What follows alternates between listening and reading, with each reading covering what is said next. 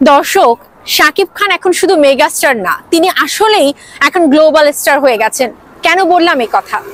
আমরা সবাই জানি যে তুফানের যে টিজারটা প্রকাশ পেয়েছে সেটার বেশ অনেকদিন হয়েই গেছে, কিন্তু এখন পর্যন্ত এই তুফানের টিজারের যে রিয়াকশন ভিডিও সেটা কিন্তু থেমে নেই। আমরা তো রিয়াকশন ভিডিও করছি, বাট সারা বিশ্বের যে দেশগুলোতে অন্যান্য ভাষাভাষীর মানুষ আছে, স্পেশালি পাকিস্তান বলুন, ইন্ডিয়ার বিভিন্ন প্রদেশ বলুন এবং আরো বিভিন্ন দেশ থেকে কিন্তু এই টিজারের উপরে রিয়াকশন ভিডিও আসছে। শুধু তাই নয়, এখন আমি যেটা দেখছি স্পেশালি পাকিস্তানের ফেমাস তাবর তাবর যারা ইউটিউবাররা আছে বা বিভিন্ন দেশের যারা ইউটিউবার খুবই ফেমাস, তারা শাকিব খানের অন্যান্য মুভির যে গান, তারপরে আপনার মুভি সবকিছু নিয়ে তারা রিয়াকশন দিচ্ছে। এটা আমার মনে হয় যে আমাদের কাছে সবচেয়ে গর্বের একটা বিষয়। তো কোনটাকে গ্লোবাল বলবেন? আপনি যখন দেশের গণ্ডি পেরিয়ে যাবেন সেটাই তো আসলে গ্লোবাল।